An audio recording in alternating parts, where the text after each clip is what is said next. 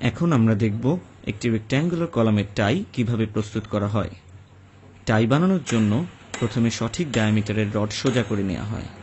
এখানে উল্লেখ্য যে টাইয়ের রড কখনোই 10 মিলিমিটারের কম হওয়া উচিত নয়। তারপর ডিজাইনের মাপ অনুযায়ী রডগুলো কেটে যোগানে রেখে অত্যন্ত সাবধানতার সাথে বাঁকানো হয়।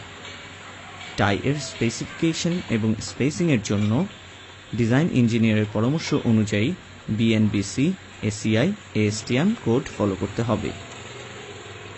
মনে রাখতে হবে যে বাংলাদেশ বর্তমানে ভূমিকম্পের জন্য ঝুঁকিপূর্ণ হিসেবে বিবেচিত হচ্ছে।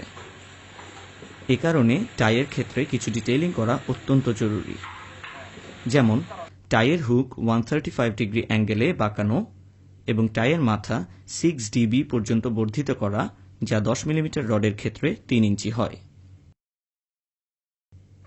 মাঝের টাইয়ের ক্ষেত্রেও আর্থকোয়েক ডিটেইলিং অবশ্যই করতে হবে।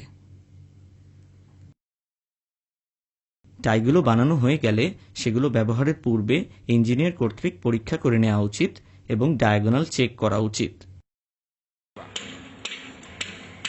টাই পরানোর পূর্বে কলামের মূল রডগুলোকে ভালোভাবে পরিষ্কার করে নিতে হবে।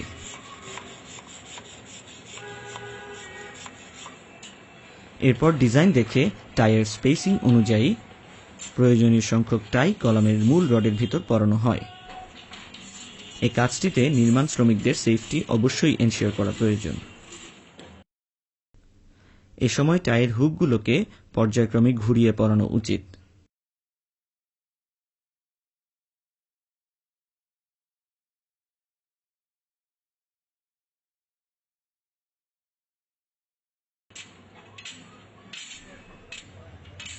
টাইগুলো পরানো হয়ে গেলে সেগুলো ডিজাইন অনুযায়ী জায়গামতো কলামের মূল রডের সাথে 24 নম্বর জিআই তার দ্বারা শক্ত করে বাঁধা হয়।